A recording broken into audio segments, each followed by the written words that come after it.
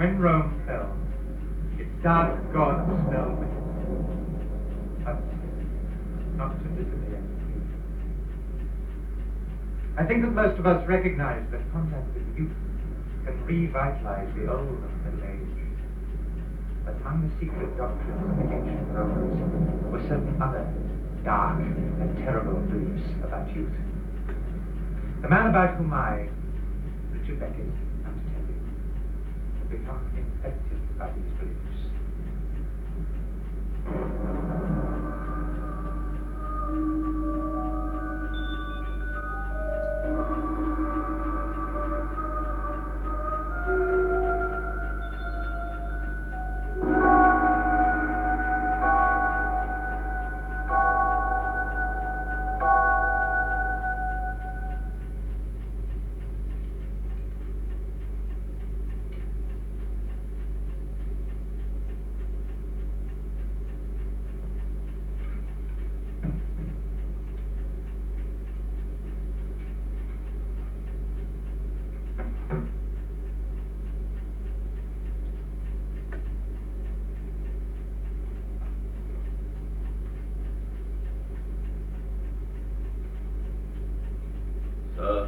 Good news, Parks. Capital. Indeed, sir. My cousin has died. And his wife of cholera, Parks. Good news, sir. Not the death, no. Terrible, tragic. And they leave a child. A poor orphan, Parks. Young Stephen Elliot, alone in the world. He's to come here. That's the good news, Parks. We're to have a child in the house. You will tell Mrs. Bunch that we expect him in about a week. That he will take luncheon with me, and a light supper in the servants' hall each evening. And the bedroom, Parks. She must prepare his bedroom. Tell her that. The same room as before, sir. You've never been here before. The room at the top of the stairs, sir. Yes. Yes, that's a very suitable room. Small. But then he will be small. For he's young. What age, sir? I can't be certain. The lawyers don't say. But surely he'll be young. But he must be young. Dispatch this at once. Oh, and Parks, I propose asking the rector to dine with me tonight. We'll drink Burgundy, I think. Yes, a good strong Burgundy to the little fellow's health. Very good, sir.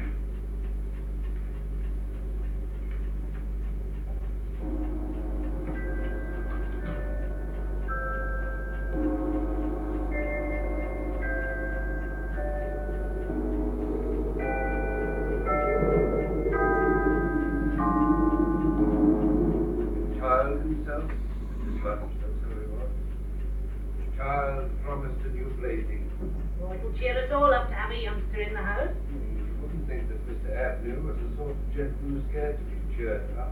Oh, he's a very kind-hearted gentleman. After all, it isn't the first time. Nor is it. Third time lucky, so they say. So they say. No, Annie, no, that is something I cannot admit. But you know it to be true. Only your clock prevents the admission. Father gets started, so that neo-Platonists reduce the ceremonies of the church. There is no connection whatsoever between their practices and Christian worship. Dionysius of Cyrene became Bishop of Ptolemais. Oh, yes, you can draw on your scholarship to prove a point. But nothing will persuade me that magic has any place in our church. So much the worse for the church. No, sir, that I will not have. Then have a glass of port instead. No, thank you, I must go home. Oh, my dear sir, pray don't take offence. I'm so cheered by the news of my young cousin's coming that I cannot be serious tonight. Well, it's very good of you, and unexpected, I must admit. Am I so lacking in feeling? Well, you are a scholar and a recluse. What choice? I welcome the prospect of a young life in this house. Of a young mind, all fresh and new, waiting to be taught. I hope, sir, that I won't teach him too much. Well, some of your knowledge is perhaps a little advanced. The child?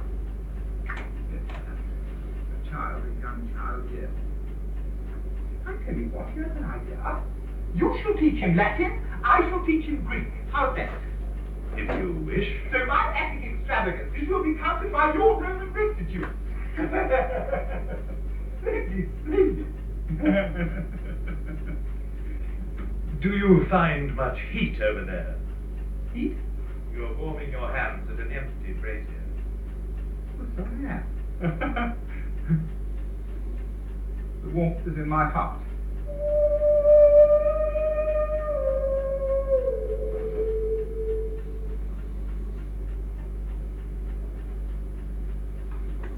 A nice little room. Oh, beg pardon, sir, you startled me. A nice little room, Mrs. Bunch. Yes, sir. For a child, very nice. He comes today, Mrs. Bunch. Yes, sir, you said. On the coach, you know, to Warwick. Yeah, it'll cheer us all up to have a child in the house again. Okay. Oh, yes. Yes, indeed. Is he to take his bath in the room opposite, sir?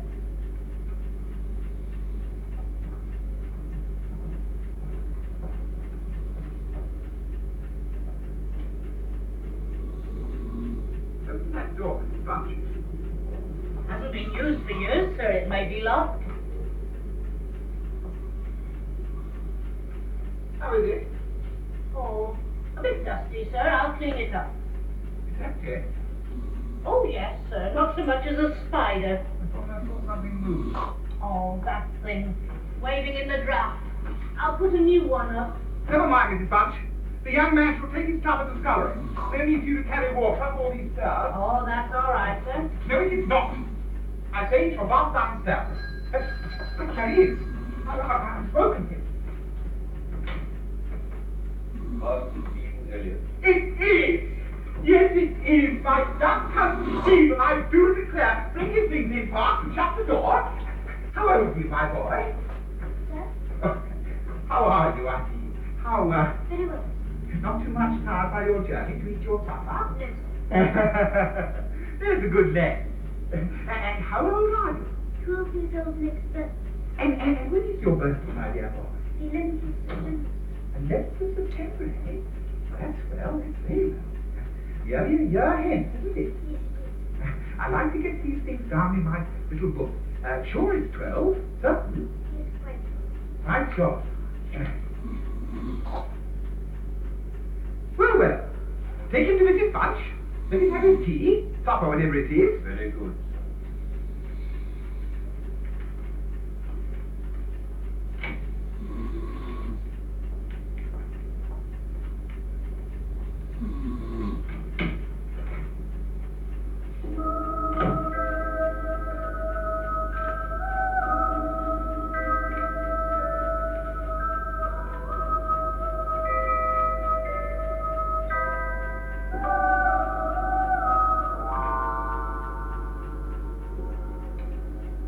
Eat up, Master Stephen. You've come all the way from Warwick and you must be hungry. You know, I've never met anyone from Warwick before. No, never. Though I've met several from York, and even one from London, but never a one from Warwick. You've come a long way. Do you have plants in the picture? Why, yes, and good ones too. We have them hanging up in our kitchen. Oh, I'll hang it out still room. Do you have bees? Indeed, we do. We have everything that others have. You don't have a barometer in the hall. Oh, Mr. Abney has his in the library. We have one in our hall. My father checks it every morning before up to my mother to tell her what the weather is. Oh, there, now, don't you cry. Oh, come on now. Come on now, cheer up. You'll be happy here. There's all sorts to look at. Now, did you see that fine statue in our hall? That's the one. And wonderful hard it is to dust, I can tell you. Oh, Well, now, I asked Mr. Abney that very same question when he brought it here 5 years ago. And he told me it was a man called Mithras, only he's a god. A Roman god. Well, of course. Mr. Abney is very interested in the Roman and Greek. He wrote books about that. Learned gentlemen come here. Professors from Cambridge. Shows them what? Gets it all out of books. Thousands of books he has. Some in old tongues and some in English. More books than most people read in their lifetime. I dare say he'll school you himself, then you can read them too. Oh, bless me if he isn't fast asleep. It's all that journeying and excitement. You carry him up, Mr. Parks, and I'll light your way.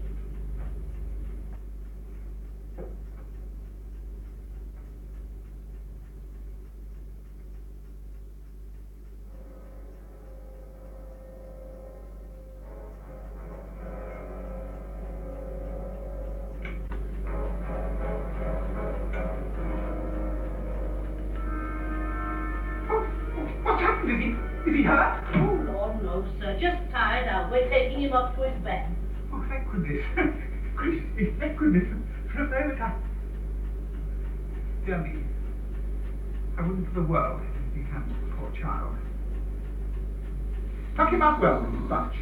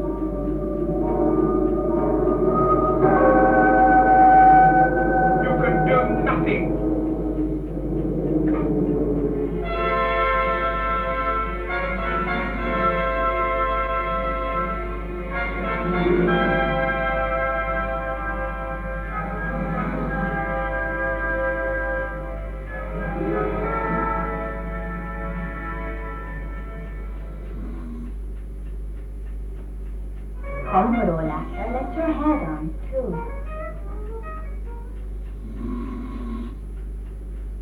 Top quality tea by 99. 99. 99. Flour, fruit, eggs, family margarine. Pure things chosen by you for your family. Just as Kraft choose the purest ingredients for their family margarine. See how white it is. So pure. Flour, fruit, eggs, and family margarine. Now in handy half-pound packets too. When you bite into McVitie's chocolate whole wheat, wait for that moment when chocolate and digestive mingle in your mouth. It tastes so good because McVitie's takes pure milk and glistening sugar, slow-roasted cocoa beans, and blend a rich, smooth chocolate to top their famous digestive, and makes McVitie's chocolate whole wheat for that moment when chocolate and digestive mingle in your mouth.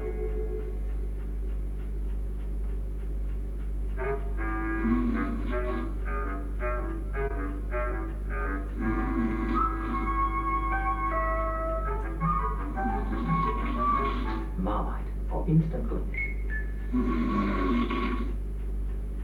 When you start coughing and sneezing, your throat dry, temperature's up, and you feel thoroughly depressed, here's what to do. Go to bed and take 2 Anodin tablets with a hot drink. Keep the bedroom warm but well ventilated, and carry on with the Anodin every 4 hours. You see, Anodin's like a doctor's prescription because it contains 4 medically approved ingredients to fight the symptoms of cold and flu. Remember, nothing acts faster than Anodin.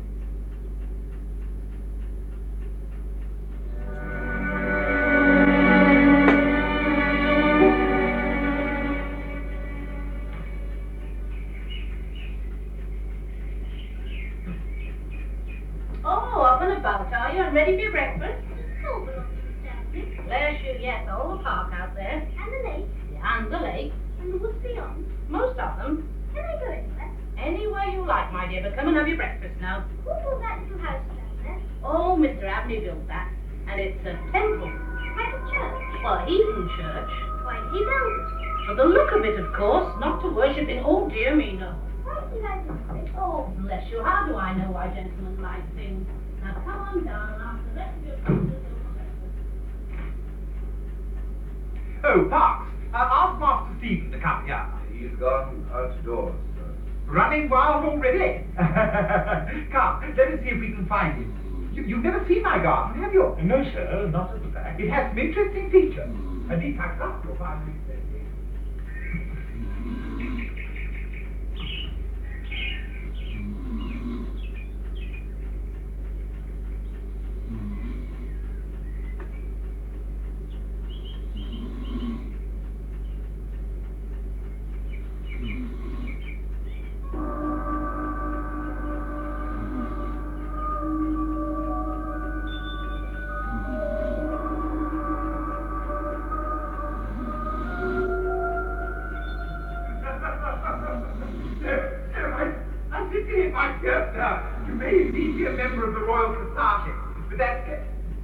Ah, you're my young truant.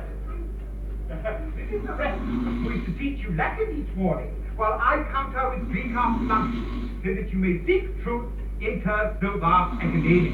Good morning, Stephen. But where do we find our pupils? Not in the groves of academia, but in the temple of Dionysus.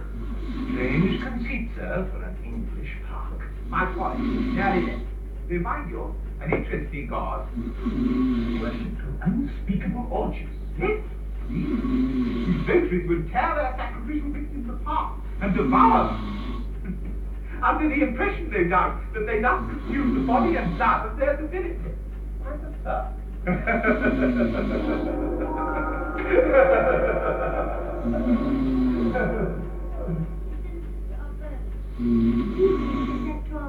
Where is our bird, sir?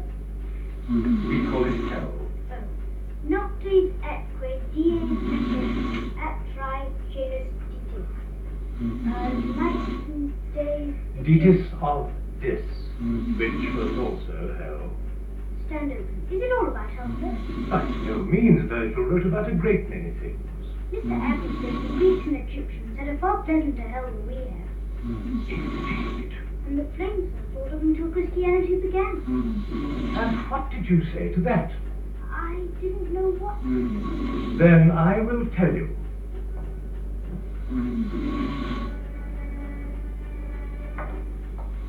What are you making, Mrs. Black? Pastry for an apple pie. For dinner? Tomorrow. Why did you bring it? Oh, what a lot of questions. Can't you ever say anything without who or why or what? Where is that hell? Down the cellar for a bottle of port. Can I come? Please go.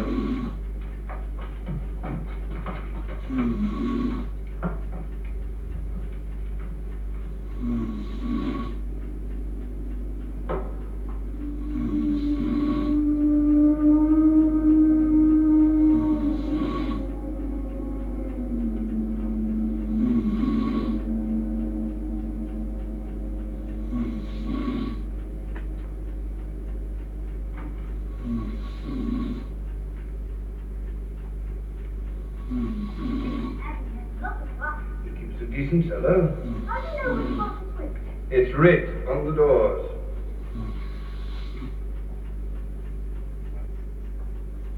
What's in this one here? What it says? There's nothing. And that's what's in it. Nothing. No, it isn't. There's something in there. I can hear it moving. Rats. No, it sounds bigger. What could it be?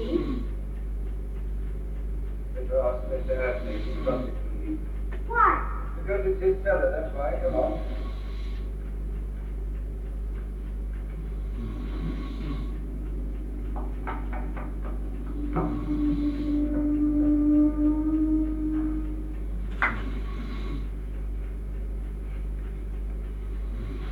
There. Pre-Christian, of course, but oddly enough, discovered in a Christian tomb near Alexandria. A form of insurance, no doubt. Or a mistake. I doubt it. After all, in those days, Christianity was a mere newcomer among the religions. It would be only sensible to make one's peace with the old gods. I'm sure Steve I wanted to talk to you about him. neglecting his studies. No, he's a good pupil. I find him so. Delightful child, and inquisitive perhaps, but, well, that's only natural. Very natural in the young. I find that he has not yet been confirmed. Yeah. And as you are in loco parentis, I thought I should mention it. Indeed, yes. It must be done at once. But you know, it's so long since the bishop laid hands on me that I've quite forgotten how to go about it. I shall prepare him myself and present him to the bishop at Easter. When is Easter? The 30th of March. After the equinox. What? The spring equinox on the 24th of March, Easter falls after it. What does that matter? It was always considered by the ancients to be a critical time for the young.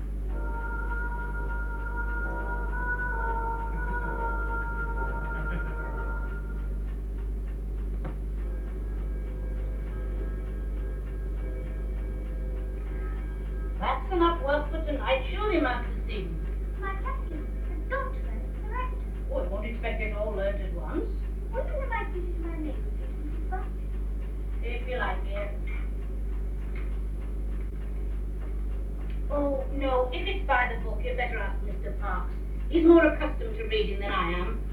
Mr. Parks? Yes, Mrs. Bunch. Really, I give you my name, please, Miss Fox? Introduce your neighbor.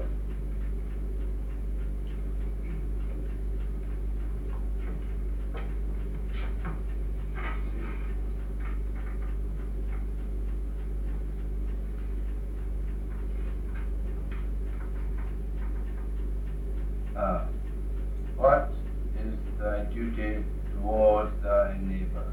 My duty towards my neighbour is to love him as myself, and to do to all men as I would they should do unto me. Love, honour, and succour my father and mother. Mr. Agnew now, I suppose. Oh, you've got to say what's written. My father and mother. Honor. Honour and obey the all that seven put in the let myself be in government's keep, spiritual task, in the mark. There's more. I don't know anymore. Still, he's learned it nice, what he has learned. I suppose that last part means Mr. Agnew again. Ah, it would. And the rector. Is he a good man? Of course, or he wouldn't be a clergyman. No, Mr. Agnew. Is he good? Will he go to heaven when he dies? Good. Why, bless you, the master's as kind a soul as ever I've seen. These are wages regular. Now, Mr. Parks, there's more to his kindness than that, and you know it. Just think of those poor children he took in. Which four children? Oh, didn't I tell you about that little boy he took in off the street 7 years back? And the little girl just after I came here? No, who were they? Tell me about them. Well, now, the little girl I don't seem to recollect so much about. Nigh 20 years ago. He brought her back from a walk one day and gave orders to Mrs. Ellis, as was housekeeper then, that she was to be took every care with. But who was she? Well, the poor child didn't have no one belonging to her. She told me so herself. And here she lived with us a matter of 3 weeks, it might be. And then, whether she was something of the gypsy in her blood or what, but one morning she out of her bed afore any of us had opened an eye, and neither track nor trace of her have I set eyes on since. What could have happened to her? I believe she was that away to the gypsies. Master was wonderful put about. He made them drag all the ponds, but they never found her. I was singing all afternoon. Time she went. You heard them calling in the woods. One to another. Like they was lost. Mm-hmm. Dear, dear. What an odd child she was. So silent in her ways and all. I was wonderful took with her. So domesticated she was. Surprising. Oh, what about the little boy? Oh, that boy. Well, now, he was a foreigner. Italian he was. Giovanni, he called himself. Well, he came a tweaking his hurdy-gurdy round our drive one winter day, and the master had him in that minute and asked him where he come from, and how old he was, and where all his relatives was, and all as kind as heart could wish. But it went the same way with him. He ran away. Just like the other. Of course, these foreign nations is an unruly lot, I do suppose. And one fine morning, off he went without a word to anyone. Fine in a manner of speaking, mark you. Well, that's right. Cold March weather it was. And what a wind that night. Like all the windows were wide open. There he went, off with just his hurdy-gurdy and the clothes he stood up in. Nothing else. What did Mr. Agnew do? Oh, all he could do.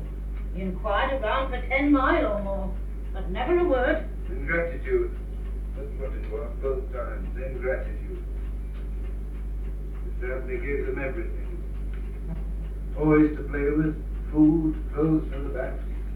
What happened to the toys? Oh, they're somewhere about. That cupboard on your landing, I dare say. I'll go see. No, you will not. You'll go and say good night to the master, and then off you go to bed.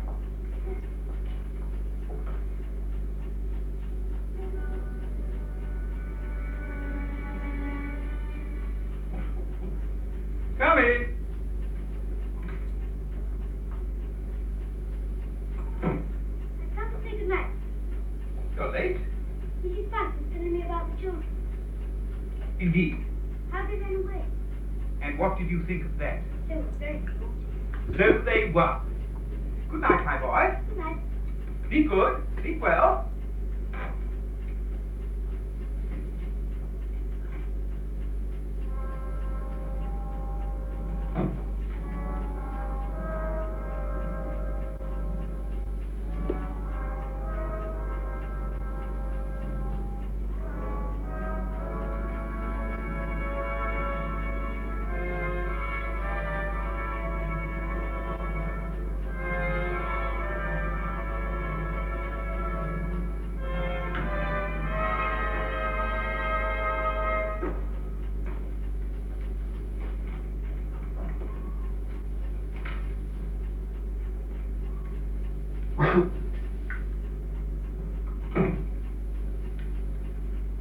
Oh, Parks.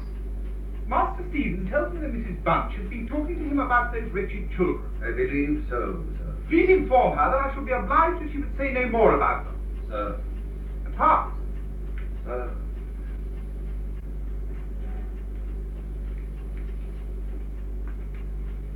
The boy is very impressionable. He must miss his parents. It would be most unfortunate if he became restless, would it not? Yes, sir. If we were to wake up one fine March morning to find him gone. In his case, it is hardly probable. One never knows, Parks. Never, never, never.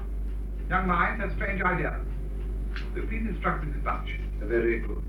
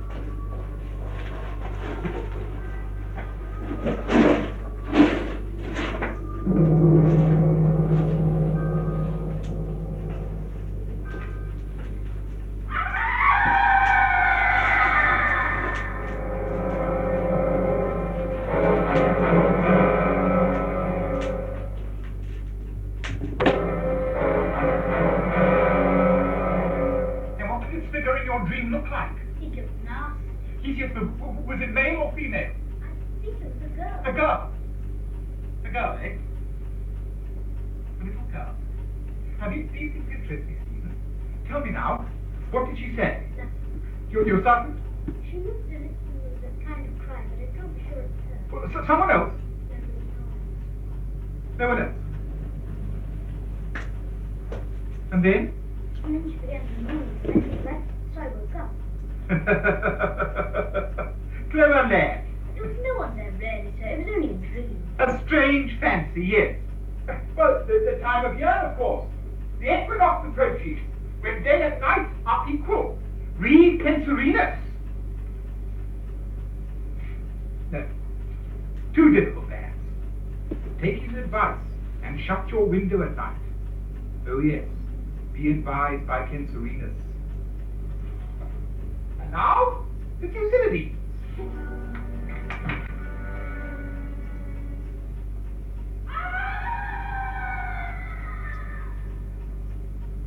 There it is again.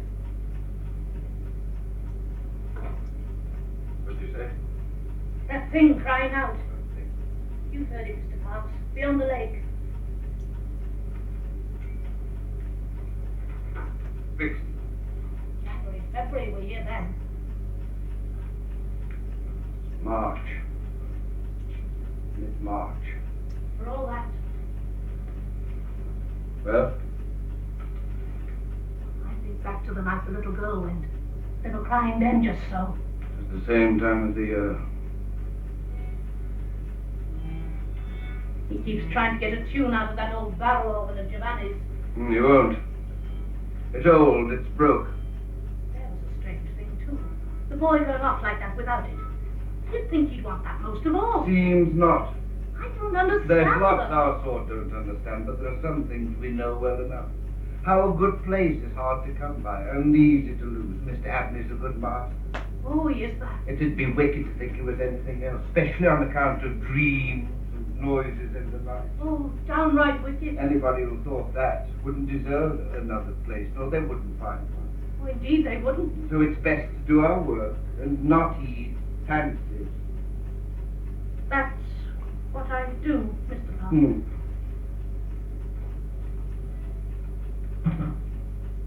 No, but I can't make it. Only good for burning. Let me have it, lad. Mr. White and handle fast still I snow. don't remember. He was an ungrateful creature best forgot. Oh, don't I say just don't. How do you manage to tear your nightdress or the flinders this way? What? Just look here, my lad. Look what trouble you do put a poor servant to us after down and mend after you. That's been cut, that has. Not by me. And I don't know who. Surely not by me. Well, you wore it last night and no one else has had it. I swear I didn't do it. Strange kind of... It's almost like... Oh, it's just the same scratches outside my bedroom door.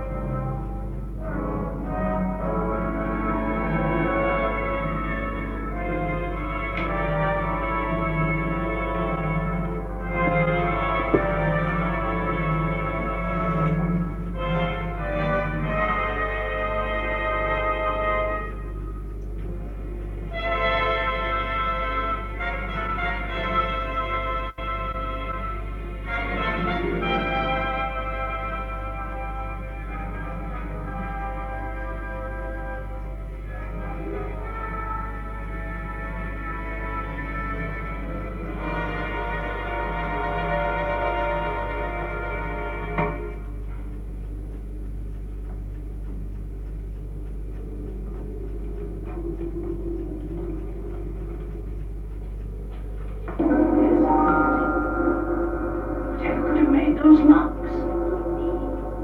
Too high for a dog or a cat. Much less a rat. For all the world, like a Chinaman's fingernails. Fancies Mrs. Punch.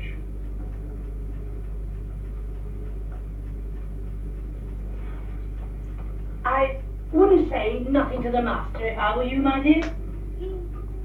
Well, we don't want to upset him over nothing, do we? All right. Mind you, it wouldn't do any harm to turn the key in your door before you get into bed. I always do, Mr. Parker, just as soon as I said my prayers. Oh, that's a good lad. Always say your prayers, then no harm can come to you.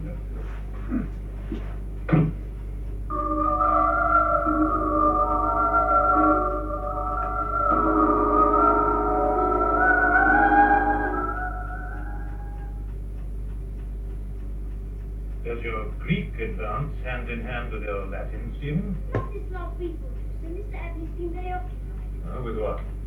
I don't know, really, sir. Scientific experiments, I think. At least he sent some charcoal to the brazier in the library. Well, I'm dining with him tonight, so I shall ask him. Please, sir. Yes? Please, if you wouldn't say about the experiments. I mean, Why not? I'd just rather not. You're not afraid of Mr. Abney, are you, boy? Oh, no, sir. He is kind to you, is he not? Oh, yes, sir. But I'd rather you didn't say. Good day, sir.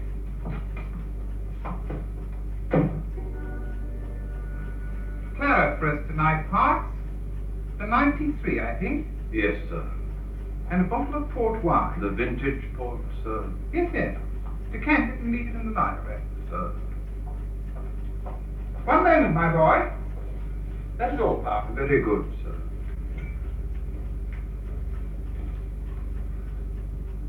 You. Tonight. Tonight. Do you think you could manage to come to me tonight as late as 11 o'clock in the library? 11 o'clock, sir? 11 o'clock. You can hear it strike from your room, I fancy. Oh, yes. I wish to show you something connected with your future life, which it is most important that you should know. Is it the night again, sir? yes, so it is.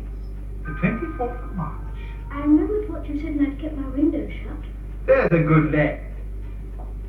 Oh, and Stephen, you are not to mention that to anybody, Mrs. Bunch or anybody. Just go to your room at the usual time and come down to me later. May I read a book? Yes, yes, capital idea. Read a book by all means.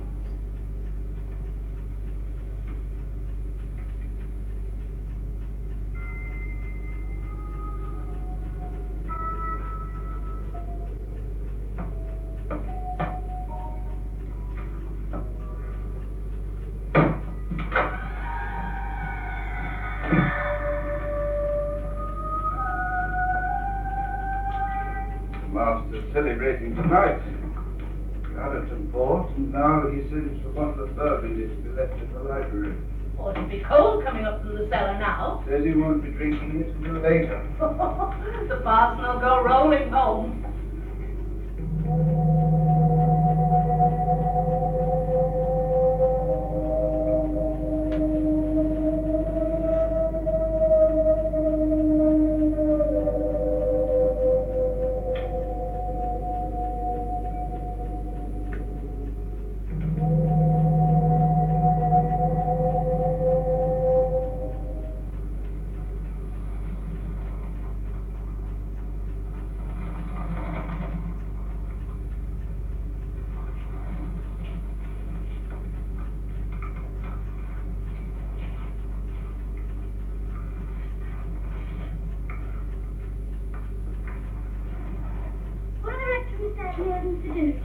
Battle of Lammas. I'd never get it cooked in time the way the wind's blowing down my chimney. There's no wind out. The wind's quite dropped.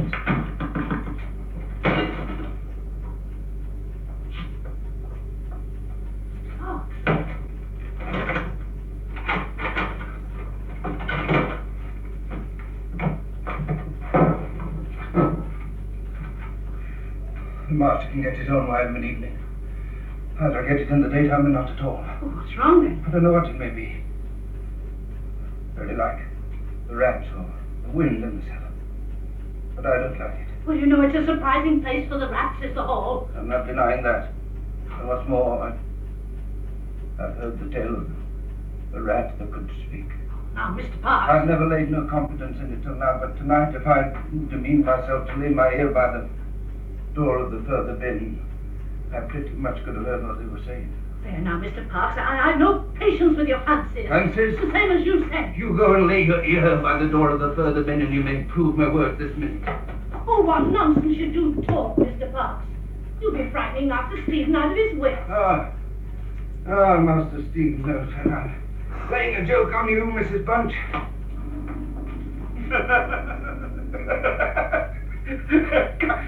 Come now, Rector. What would you accept as proof of a man's ascendancy over the elemental forces of the universe? Now, suppose he was to make himself invisible. Then that wouldn't do it. You couldn't see him. You were safe off there. Unless, of course, a pair of invisible fingers were to tweak your nose. Scarcely probable, sir. No? Rash words. You might have to eat them soon. Why, all manner of things might happen. Your church bells ring of their own accord. The watering The your church is not a subject for jest. Ah, but if it were, what jests we could have. Oh.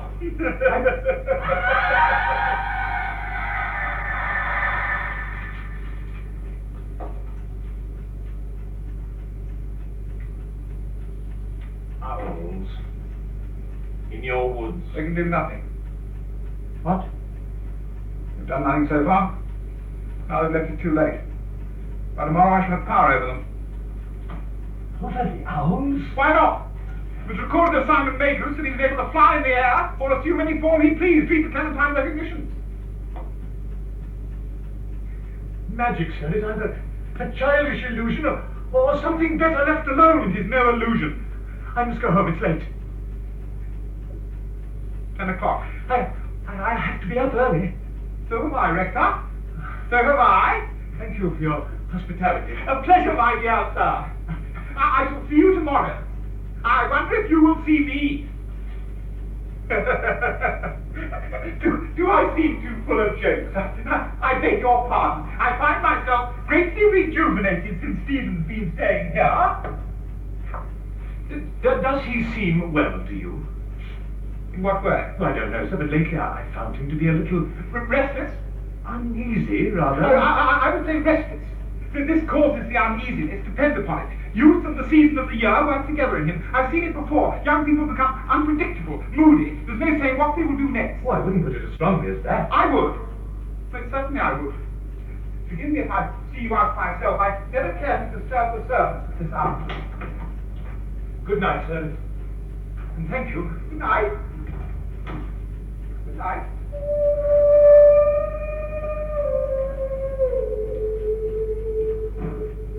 But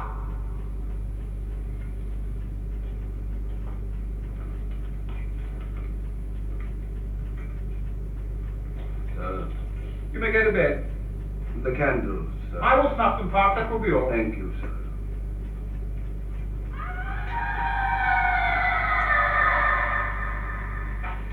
What is it, Park? Nothing, sir. And good night, dear. Good night, sir.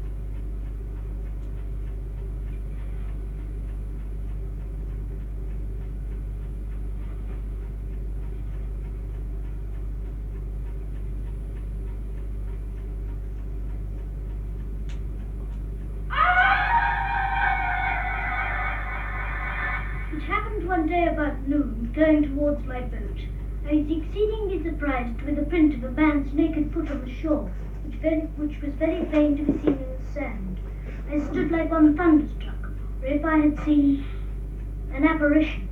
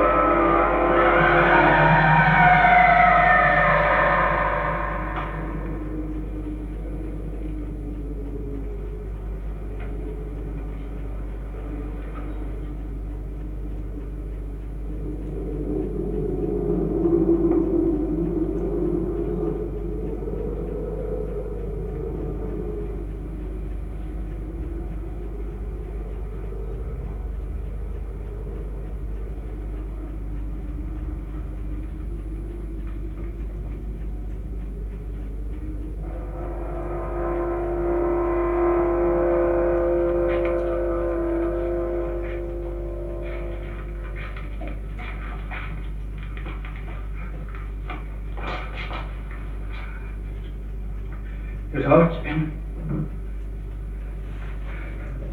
All right.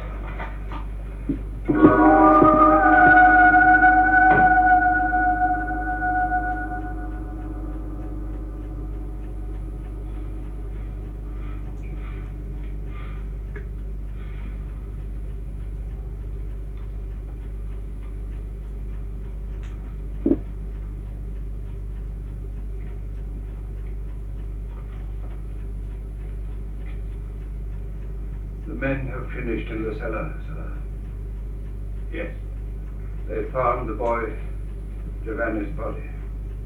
And the girl? They're raising the bath now, sir.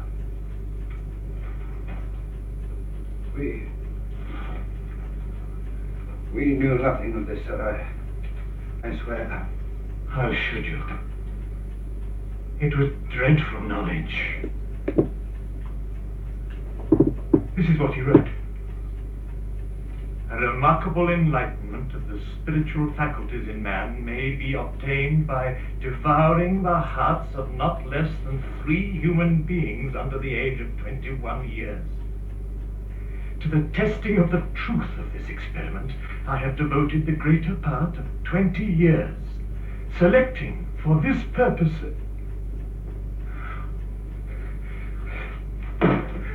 Stephen!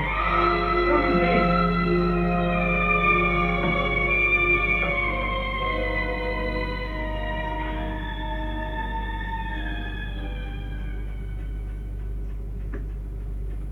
The 2 unhappy children were seen no more. And Stephen is now a happy, normal, rowdy young scholar at my old school. He hopes to get his first 11 cap for cricket next term. He is, understandably, not very keen on that.